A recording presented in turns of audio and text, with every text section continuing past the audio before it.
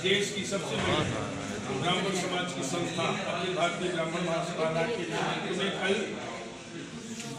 लखनऊ के निराला नगर में माधव सभागार में 100 टिकट में संशय नहीं था जी जनता में वो जनता में भ्रम था। जी मैं तो पहले से ही ये बात मान के चलता था कि मैंने बहुत अच्छा काम किया है लखनऊ उत्तर विधानसभा में, तो पार्टी का नेतृत्व मुझे मौका देगा। सो पार्टी के नेतृत्व के प्रति मैं आभार व्यक्त करता हूं कि उन्होंने मुझे पुनः मौका दिया है। जहां तक मेरी विधानसभा का प्रश्न है, मैंने अपनी विधानसभा में 2017 से पहले की जो स्थिति थी, आप अगर स्वयं उसको भ्रमण किए होंगे, फैजुल्लागंज के क्षेत्र में, जानकीपुरम में भी आधा क्षेत्र कच्चा कहलाता था, गार्डन का क्षेत्र है, तो वहाँ जाना भी बड़ा दुष्कर कार्य होता था। उस क्षेत्र में लोग अपने अतिथियों को बुलाते नहीं थे, इसी वजह से कि कच्ची गलियाँ हैं, वहाँ कहाँ बुलाएं किसी को। आज वहाँ पर फर्राटे से गाड़ियाँ चल रही हैं, लोग जा रहे हैं, आ रहे हैं। एक सीवर का वहाँ पे बहुत बड़ा समस्या थी, सीवर का कनेक्शन नहीं था, सब सीवर के कनेक्शन बड़े पैमाने पर हुए हैं। तो एक बड़े पैमाने पर विकास हुआ है। फैजुल्लागंज ही नहीं, जानकीपुरम हो, अलीगंज हो, खदरा हो, टालीगंज हो, मनकामनेश्वर हो, चौक का इलाका हो, पुराना लखनऊ हो, सब तरफ काम हुआ है। पर्यटन की दृष्टि से भी बढ़ाने का काम किया हमने। घंटाघर के सामने हमने म्यूज़िकल फाउंटेन शुरू किया, बगल में फूड कोर्ट बन रहा है, म्यूज़ियम बन रहा है, एम्फी थिएटर बन रहा है, पार्किंग बन रही है। खिलाड़ियों के लिए चौक स्टेडियम में हमने एक बहुत बड़ा हॉल, इंडोर स्टेडियम की तरीके से बहुउद्देशीय हॉल बनाया है। फिर हमने उसके चौक स्टेडियम के सामने मल्टी लेवल पार्किंग बनाया है। फिर हमने चौक गोल दरवाजे का सौंदर्यीकरण किया है, कुड़िया घाट का सौंदर्यीकरण हुआ है, गुलाला घाट का सौंदर्यीकरण हुआ है, विद्युत शवदाह की स्थापना हुई है। फिर हमारा वहाँ पर एक पुराने लखनऊ में पानी जल भराव की समस्या थी, तो हमने वहाँ पर बैरल नंबर 2 पे पुलिया का निर्माण करा दिया, तो पिछली बरसात में वहाँ पानी से मुक्ति हो गई। मतलब हमारा क्षेत्र में भी पानी भरता था, उस पुलिया के निर्माण ना होने की वजह से सादतगंज तक का पानी का जल भराव था। आज वो सादतगंज तक का क्षेत्र जो है जल भराव से मुक्त हो गया। पुराने लखनऊ का बात है ये। नए लखनऊ में आई, इधर हमारे गोमती इस पार आई है, तो यहाँ भी बृहद स्तर पर कार्य हुआ। शिक्षा के क्षेत्र में भी हमने नेताजी सुभाष चंद्र बोस महिला में पीजी ब्लॉक बनवाने का काम किया। मंडी का नवीनीकरण हुआ, जब से सब्जी मंडी बनी थी उसमें कोई पैसा नहीं लगा था, 35 करोड़ रुपए लगाकर नई पूरा मंडी का नवीनीकरण हुआ है। जी, ये बताइए कि सारी पार्टियां लगभग अपना मैनिफेस्टो जो है वो जारी कर चुकी हैं। आपकी पार्टी में नहीं, हमारी पार्टी का मैनिफेस्टो आपको तो मीडिया को मालूम है कि कल जारी होना था, लेकिन कल तो इतना देश पूरा शोकाकुल था।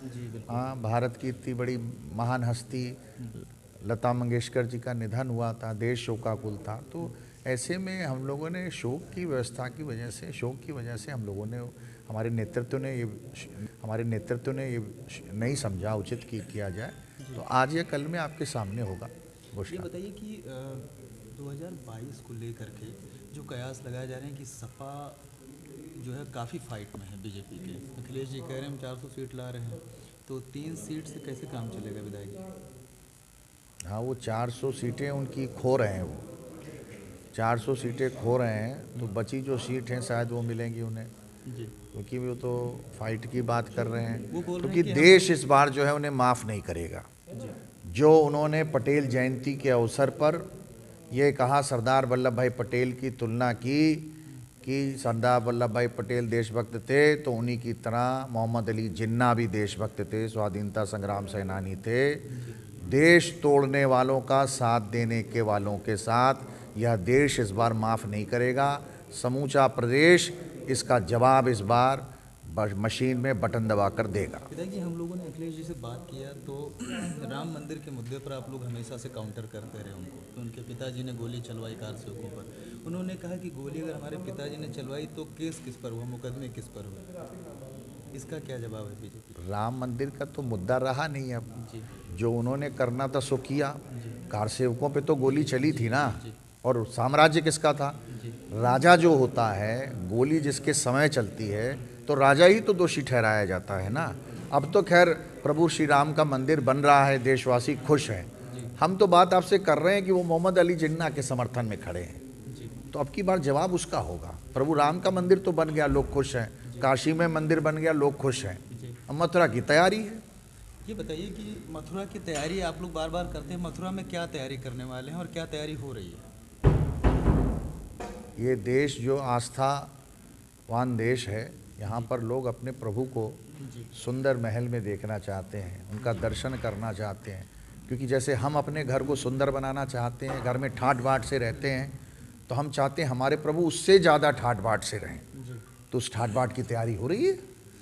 अभी 2022 में अगर नीरज वोरा जी विधायक बनते हैं तो प्राथमिकता, क्योंकि क्या ऐसी चीज़ें जो छूट गई हैं जो शेष रह गया है वो सबको मालूम है, दिखाई भी दे रहा है। हम पिछले 2 वर्षों से हम लोग सब, पूरा देश जूझ रहा, पूरी दुनिया जूझ रही है कोरोना से। और जब लॉकडाउन था तो आप समझ सकते हैं, जब आपको बंद होना था कमरे में, हमको बंद होना था, लेबर काम नहीं कर सकता था, तो थोड़ा काम शेष रह गया है। मुझे लगता है उसे आने वाले समय में जल्दी पूरा कर लिया जाएगा। और अब मूलभूत सेवाओं के बारे में ज़्यादा चर्चा नहीं करनी, वो तो काम होना ही है, लोगों को मिलना ही है।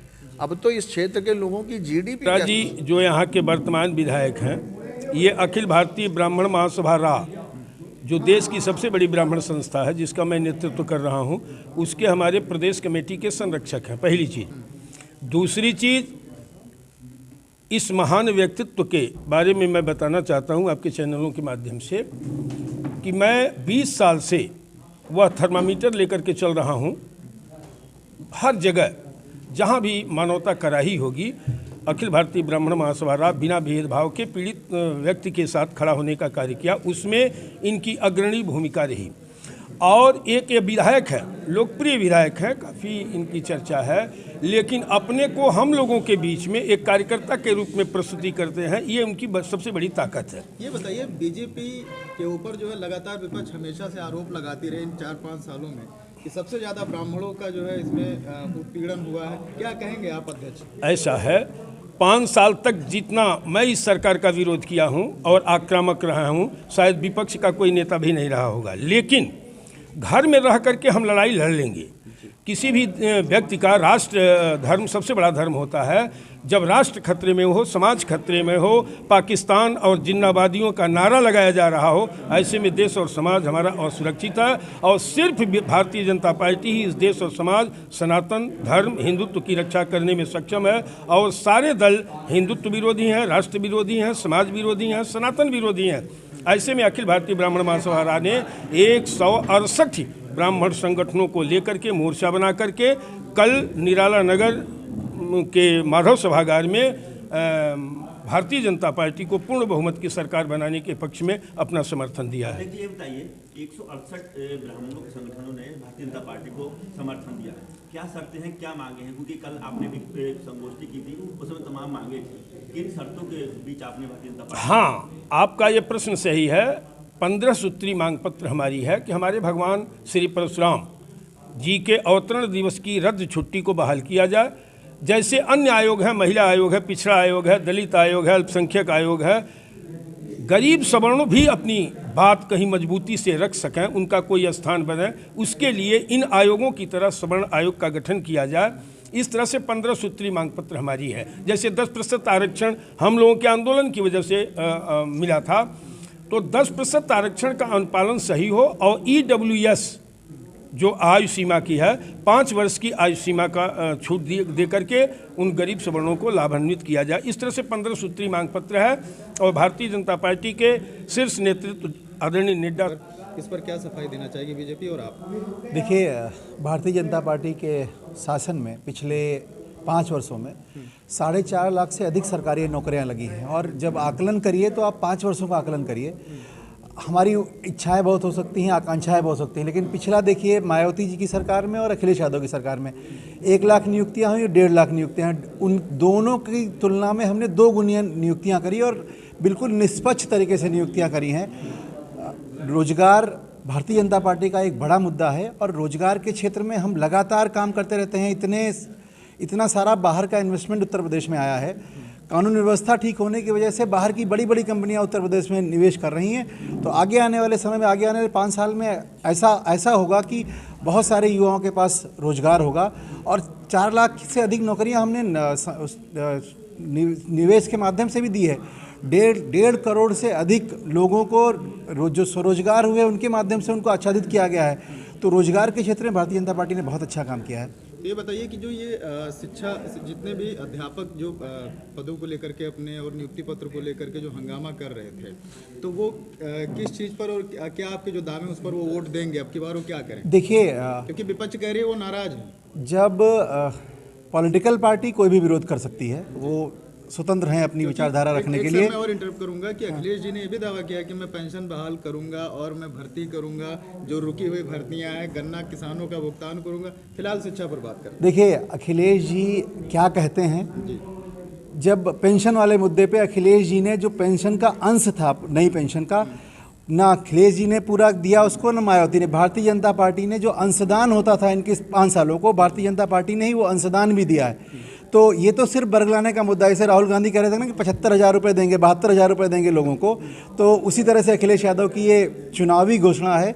मुंगेरी लाल के हसीन सपने हैं, ऐसा कुछ नहीं होने वाला। विपक्ष का एक और आरोप है कि अगर हमारी उत्तर प्रदेश में सरकार बनती है तो मैं 300 यूनिट बिजली यूनिट। अखिलेश जी बिजली दे नहीं पा रहे थे, आप सब यही हैं। और ये देखिए, जब आपके मोहल्ले में ट्रांसफार्मर फूक जाया करता था, 10-10 रुपये 100-100 रुपये जमा करके लोग ट्रांसफार्मर लगवाते थे, बिजली आती नहीं थी, तो 300 यूनिट बिजली फ्री देने की बात ही नहीं। और भारतीय जनता पार्टी की सरकार में पूरे प्रदेश में लोग ये भूल चुके हैं बिजली जाती कैसे थी। अब बिजली प्रॉपर आती है, मीटरिंग सही होती है, तो जब अच्छा काम कोई करता है तो लोग उसी की तरफ वोट देने के लिए लालयित होते हैं। और भारतीय जनता पार्टी जिस तरह से पिछले काम की है, और इस विधानसभा में, उत्तर विधानसभा में मुझे लगता है जितना विकास हुआ, फैजुल्लागंज में यहाँ खड़े हैं, यहाँ देख लीजिए ना, एक भी सड़क नहीं हुआ करती थी, सारी सड़कें बनी।